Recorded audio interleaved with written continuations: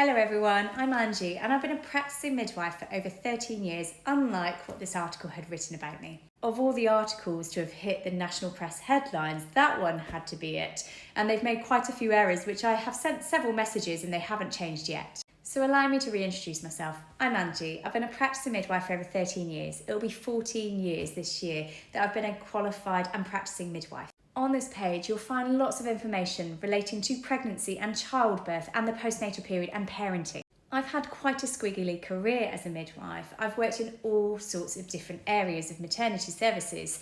Birth centre has been my passion and my love, along with antenatal education. I'm an antenatal and hypnobirthing teacher, and that's the original reason why this page was set up in the first place. Over the years though, my NHS jobs have taken precedent, which means that I've got a lot less time to be able to provide. And so alongside parenting, I only offer private one-to-ones on an ad hoc basis only.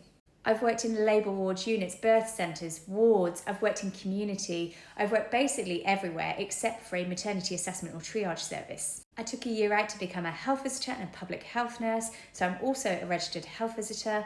I completed my Masters in Professional Development looking specifically at maternal mental health, public health, but also on vaginal birth after caesarean section, which was my baby and my project for a little while. I've also been a specialist midwife, really specialising in fetal wellbeing and fetal monitoring, and published quite a few different publications. I've undertaken an additional year of leadership qualifications and really focusing on sustainability and care pathways, hence why the Eco Midwife. I've been a ward manager, which was hands down the hardest role I think I've ever done. And now I'm on another secondment looking specifically at maternity safety projects. And I still love being a midwife, and I think having that squiggly career and being able to chop and change actually has kept me within the NHS itself. In my page you will find lots of information. I am unable to give individualised advice. You need to be calling your maternity units who are open 24/7 for immediate individualised advice. Please speak to your midwife at any stage that you have any questions that you have. But the idea is to provide you as much information and knowledge as you can, signpost you to lots of different information to hopefully support you in between the appointments that you have with your midwives. On this page, you will also find the other aspects of my life. I absolutely love pole fitness. I love swimming. I'm very active to be able to keep my mental well-being in a good place. I'm a mother to two beautiful, amazing girls who I love being their mum. Crikey, it's hard, and I will bring the honesty around parenting in relation to that, but you will also see posts around parenting too. And finally, I am a midwife, and midwifery is political, whether you like it or not.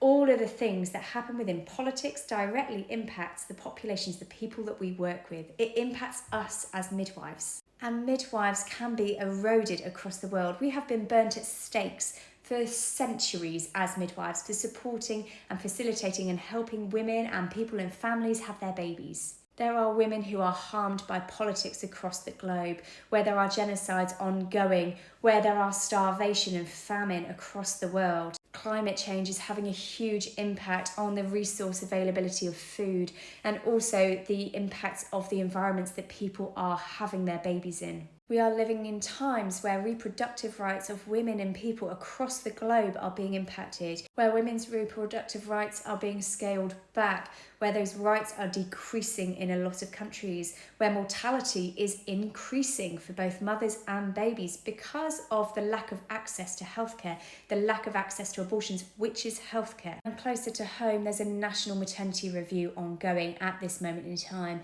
We know that there are issues within lots of maternity services, that it's postcode lottery, and that in itself is political. As midwives, we see firsthand the impact that the inequalities in relation to poverty has on health outcomes. We see the impact both on those mothers' lives, but also those babies' lives too. And so it is impossible not to be political when it is women, family, people who are entering maternity services who are impacted directly by the decisions made. And so as a midwife, I can't not be political because every political choice has impacts on the people that we look after.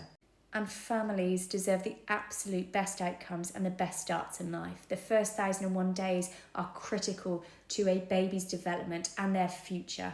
So yes, you will see me be political at times, and I will absolutely bring the political aspects because we are advocates for our patients, for our families, and I will bring the evidence to support any of that. You might not always agree with it. You may also see some things that trigger as well, lots of emotions, and I will always try and bring the trigger warnings with it, whether that's relating to childbirth emergencies, into vaginal births or caesarean births, for example, shoulder dystocias and core prolapses, or alternatively, the impacts that caesarean births can have on microbiomes.